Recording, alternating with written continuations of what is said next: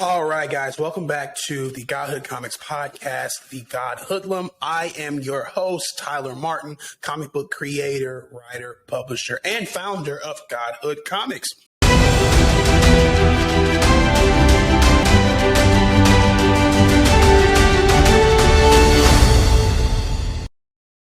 This is our second video, and it's going to be an exciting one. Super excited to talk about this because it really can impact the journey of a comic book creator to know these two different types of things we're going to be talking about today. But before we get into that, listen, thank you so much for watching our last YouTube video, for subscribing, for commenting, and just all the support you guys have shown in general. Today is a very important day. We are going to be talking about something that is super exciting to me. It's something that took me a long time to figure out, something that I really wish I had known before I had started the comic booking process. And that is the difference between a comic creator and a comicpreneur. All right. Huge difference, but also a lot of similarities. So you really got to understand this. Pay close attention to this, all right? What is the first one? A comicpreneur. A comicpreneur is a comic creator who organizes and operates a business or businesses in order to scale and profit from their comic book projects, all right? Very important. It's kind of close to what an entrepreneur is, but you just got to add the comic book stuff in there, all right? So just basically a business owner who looks to profit for creating comic books. Then we have a comic creator, someone who enjoys creating comic books for the sheer fun of it and is not in it to gain financially. All right. No financial gain in a comic book creator. Now, here's the important part. A comicpreneur can be a comic creator, but a comic creator can't be a comicpreneur. What do I mean by that? It's very simple. A comicpreneur can like making comic books. They can enjoy making comic books. They're going to have a great time doing it. It's fun, right? But they're still looking for a way to make money from that comic book. They're also in it for financial gain. You can have a good time as a comicpreneur, but you know that you want to make a living out of this. You know you need money to keep on making books. And so it's just a whole financial epithet to creating your comic books to garner a return. This is a business. This is your livelihood. And like all businesses, as an entrepreneur, as a comicpreneur, it's a financial risk. And so you're taking on that financial risk. So you're doing whatever it takes to get that book finished and out. Now, a comic creator cannot be a comicpreneur. Comic creators are interested only in getting the work done and out to the public. If they make money from it, cool. If they don't, cool. It's not going to make or break them. They really don't care. They're just excited about the work. Now, neither of these are mutually exclusive. All right. We need both of these things in the independent comic book community to survive, right? For the independent comic community to flourish, you need comicpreneurs and you need comic book creators. Here's why. Number one, comicpreneurs are the financial backbone of the independent publishing company. They open doors in indie comics, right? They're getting the producers, they're getting the investors, they're getting all the financial opportunity to shed light on this growing and large industry, right? This huge industry that a lot of people unfortunately don't know about. And that's the biggest job for a comicpreneur. It's the weight of the entire community on your shoulders by what you're putting out and the kind of quality of content you're pulling out. The comic creator is incredibly essential to what we do because this is a person, someone who is super passionate about creating comics, and they're showcasing how much fun it is to the outside world, right? To new creators. They're showing how passionate you have to be about it. They're showing the benefits of joy and community that comes with just creating a comic book. Both titles have to work hand in hand for us to really bring our industries to light. So for me, I always say to comic book creators or comicpreneurs, you have to know which one you are. It's very important to know which one you are because your role in our industry, both roles in the industry is for the growth and success of comic booking. And so knowing where you fit into that role and that place is going to save you a heap of trouble down the road. I mean, it's going to save you so much time, so much effort, and so much money, knowing whether or not you're a comicpreneur or a comic creator. One of the biggest things I hate seeing, and that I discovered early on, which really drives me to do what it is that we do at Godhood Comics, which is creating quality comic books at reasonable or quality prices. 9 out of every 10 comic book creators have undervalued their IP.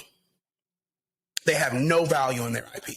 They just don't believe that they can make a lot of money from this thing they created, which is ironic, seeing that we're in a state in Hollywood where IP, he who holds the IP holds the power. If you have an intellectual property, you have the power today. You were seeing that in video game adaptions, movie adaptions, TV adaptions, right? Animated adaptions. All of these things and all these producers and Hollywood executives looking to adapt certain IPs because of the originality. So you have that power. The biggest way you can tell if a independent comic creator values their comic or not is how they price it. You have to be so careful how you're pricing your comic book because it's going to speak in droves to how you actually view that property. All right. And what I mean by that is talk about the average price of comic books, right? Anything from Marvel, DC, or maybe, you know, the third one, Image Comics, Valiant, Dynamite, right? They're going to sell their comic books from anywhere from $1, $1.99, maybe even less, up to $2. And they can do this because they have a million people buying it. If you have millions of people buying a product, you can sell that product for $1 and get $1 million. The problem with independent comics is we don't have access to 1 million people. So we can't mark our comics down to the regular industry standard price of $2.99. It's not going to work. It's never going to work.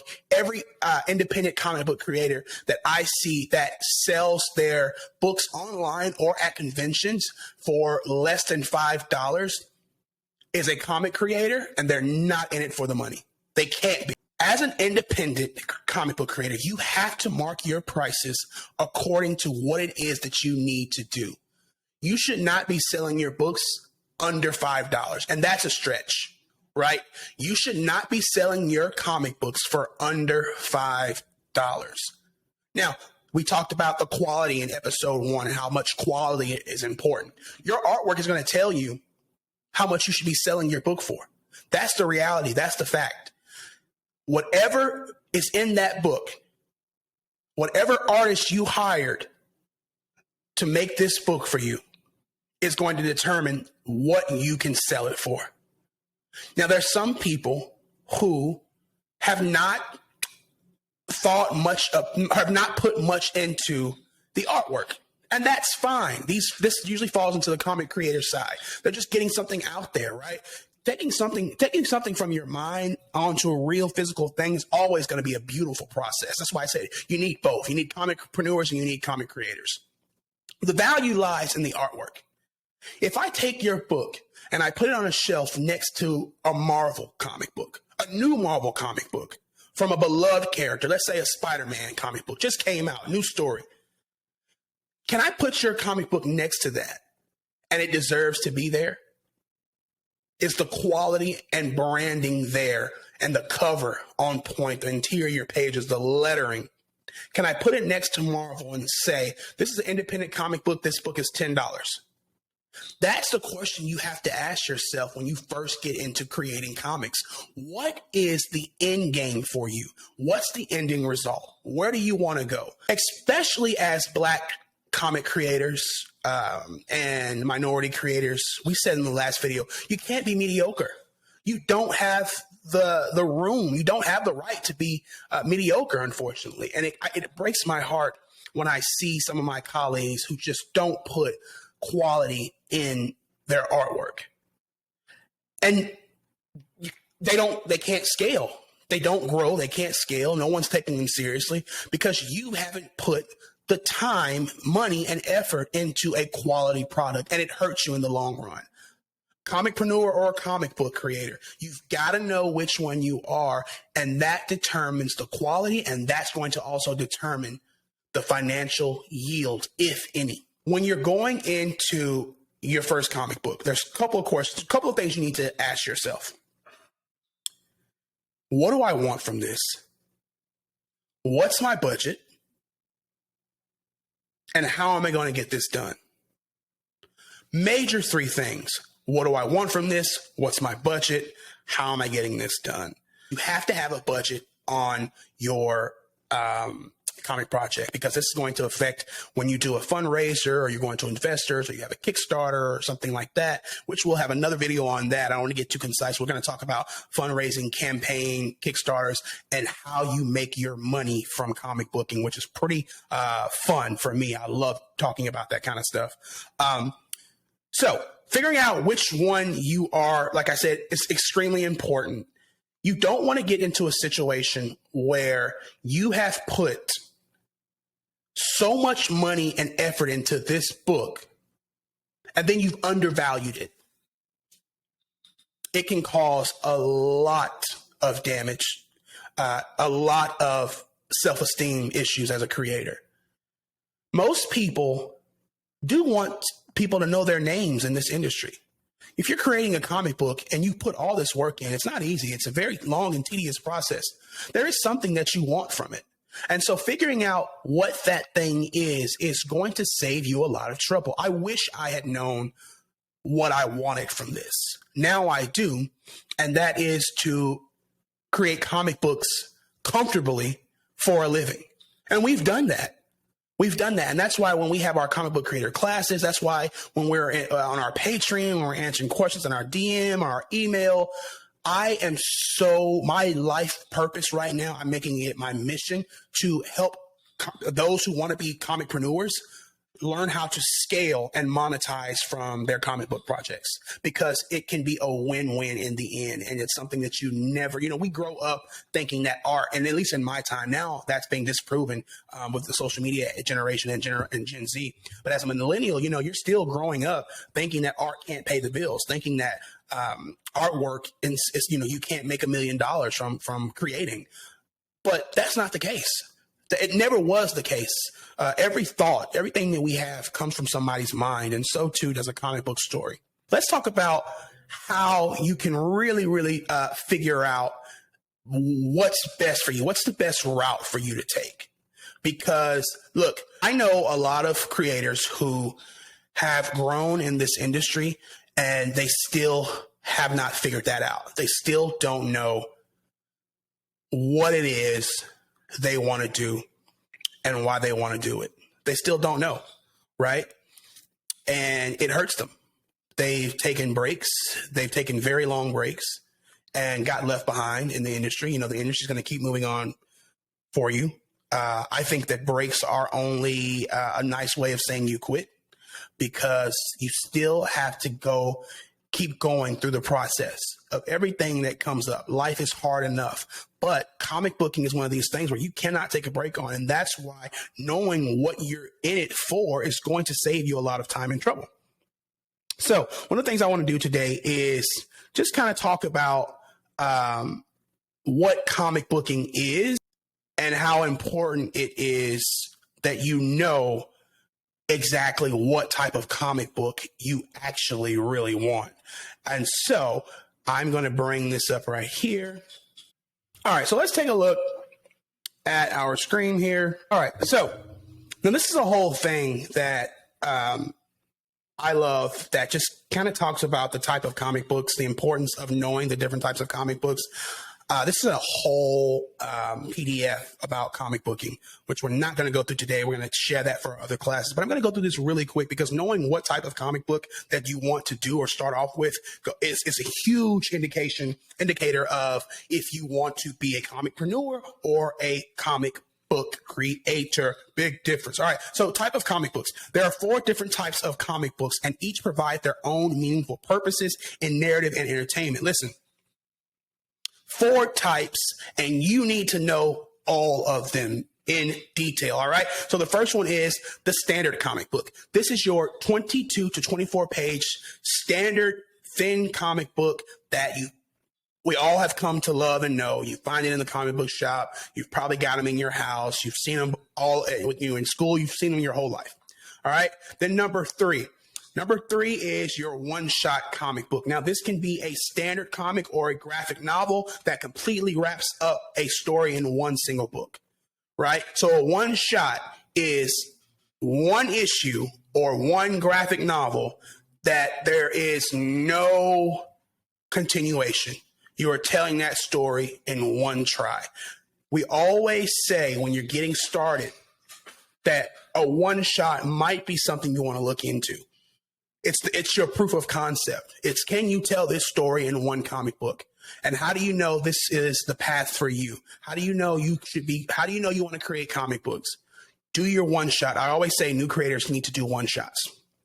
Your graphic novel is a comic book containing 80 to 100 pages or more, and is often used as a one shot or a collection of an entire series. Graphic novels are my favorite. I don't think new creators need to worry about graphic novels. If you're a new creator here and you are just getting started, even if you have been in the game for a while, but you don't have any books done, or you don't have more than 6 or 7 books done, you do not need to worry about a graphic novel.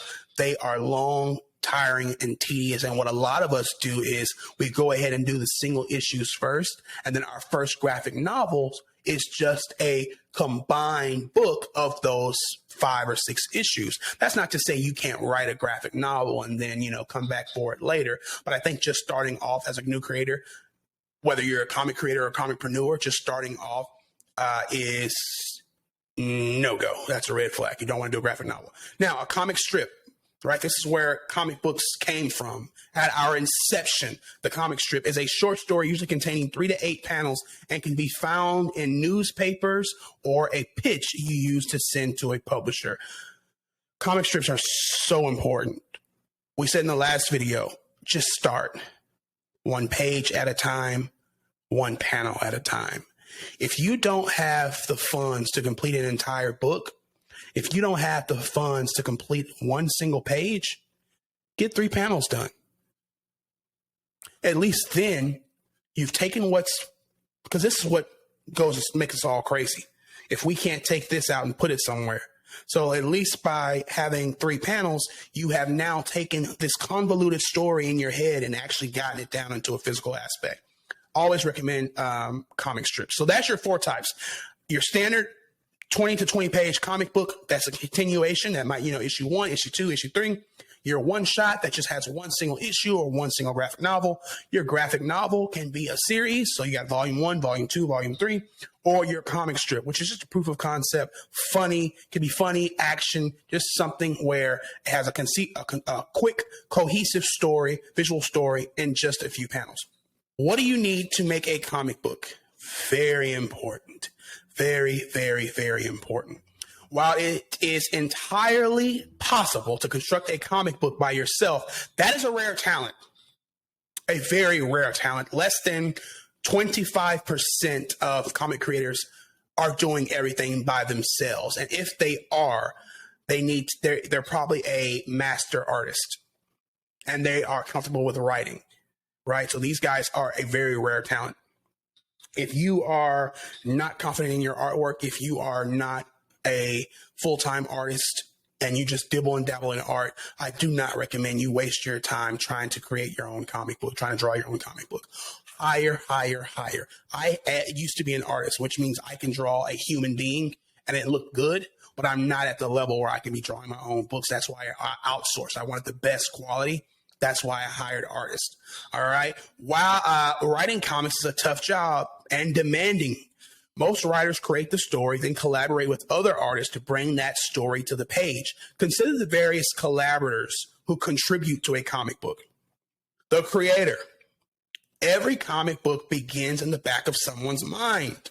The creator of the comic book is just the person who came up with the idea, the plot, the outline, all of that stuff. Very important. The creator of a comic is very important. All right. Now, usually the creator of the comic is also the writer, but that's not always the case. I'm all for outsourcing. Whatever step you can't do, you need to hire someone to do it to get the book done. That's the most important thing, getting the book done. Finding your weaknesses and strengths goes back to finding whether you're a comic book creator or a comic book or a comicpreneur.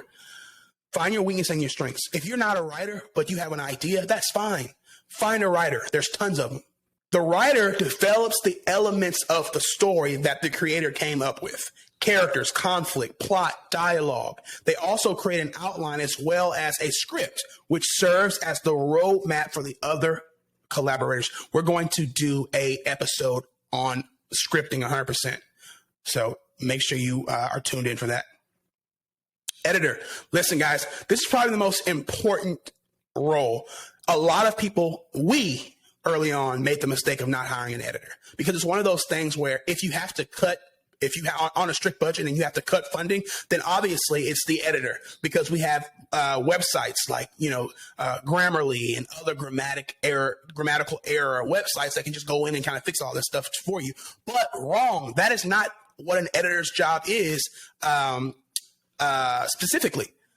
They do way more than that. And I learned this the hard way early on. We struggled with this because I am so bad with grammar. So I would just plug in to Grammarly and, they'll fix that stuff. But an editor's job is to take your story, put lipstick on it, put makeup on it, put it in a nice, beautiful dress, put some heels on it, get its hair done, get the nails done, right? Your editor's job is to take what you have written and created and make it 100 times better. Right. So being open and accessible to different ideas and stories that are going to improve the overall quality of the story. Guys, editors are very important, and the right editor is going to make or break you. And remember, I'm always talking about people who want to scale their comic book. If you're a comic book creator and you just want to put something out there, that's absolutely fine. So I want to do a disclaimer there, because we got a lot of heat on Twitter. Listen, when we're talking and giving people advice, we're only talking to comic creators who want to scale their projects for financial gain. We have made over $300,000 in sales. Not a lot compared to a lot of guys, but it's complete enough money to change your life. It certainly changed mine. So we only talk about scaling as it pertains to those who are comicpreneurs. Okay. Editor is important. All right. So your artist is going to be the one, that amazing person who provides the pencils and the inks. Or the pencils. It could be just pencils and it could just be inks, because you can have a penciler and an inker. Those are two different. I just need to add that. But most of all, it's so much better if you can do it all-in-one artist. It just saves so much time, meaning this artist can do pencils and inks, and sometimes they can do colors. So if you have an all-in-one artist, it's going to save you a lot of time and it's going to save you a lot of money. All right. So your artist is just the one that translates the story. They translate what's in that script to visualization. Now, it's super important that you give your artist creative control. Your artist is the one that's putting in the labor, right? That's when the labor really comes into place as far as drawing and creating. And you want to make sure your artist feels like they're at home, that they're family, that they're friends, and that they have some say in how this story develops. Because I've had so many times where I wrote something in the script the one way, and then my artist was like, you know what? I have a better idea.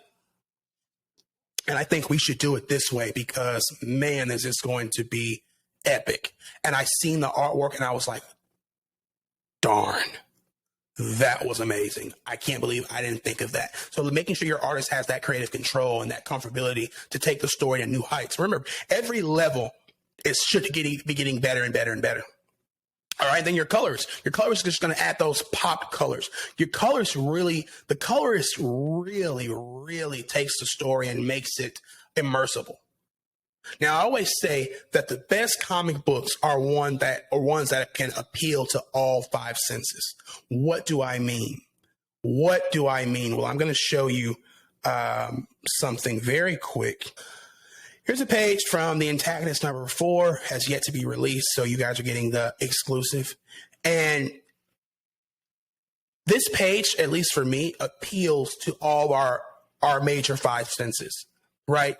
You can not only hear the guns, but you can smell the gunpowder. You can not only hear the blood and gore, but you can smell it. You can feel the breath leaving these guys. You can feel their pain. And that's what a good comic book's going to do. And notice the colors here. I mean, it's just amazing colors. And that's what your colorist is really going to dive down into. Again, another book that, another amazing scene right here where you can just smell it. You can smell it. You can smell it. And that's what some of the best comic books, I think, are going to do. They're going to put you in that place where, you are like, damn, I am involved in this story. I'm right there. All right. And now, last but not least, is your letterer. Your letterer conveys the story via typefaces and sizes and calligraphy, story titles, sound effects, and speech balloons. Listen, this is the icing on the cake.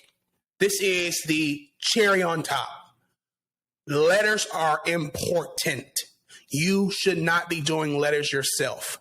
Do not letter your own book. It's one of the most egregious things that I see as an independent creator, because if you don't have that experience, you are taking amazing artwork and you are dumbing it down by the letters. The letters are that bang, that pop that goes on top of the cake, that sparkle that you light up and it just glows. Your letters of a comic book are the ones that are really taking your reader's eyes and just shoving them straight into the page. Lettering is important. Yeah, I'm going to keep this down. This is just going to be 30 minutes long, guys. If you like what you've seen, please, please, please subscribe to our YouTube channel. Like, comment, share. Make sure you check out all of our socials. More importantly, guys, we have our Patreon up and running. It's been up and running for about 2 months now. Patreon is how we keep the bills paid. If sales are bad one month, if our ads aren't running properly, then Patreon is what we lean back on to get those extra finances. It really keeps the door open for us, and it really, really helps us at the end of the day. So there's a link right here at the bottom. You can sign up for our Patreon, become a Patreon members, and get exclusive information, artwork, never before seen footage, never before seen news. You also get these episodes almost 24 hours to 48 hours before anybody else. So make sure you are on Patreon. We need your help. Thank you so much, guys. And as always, keep creating. We love you. Tyler, signing out.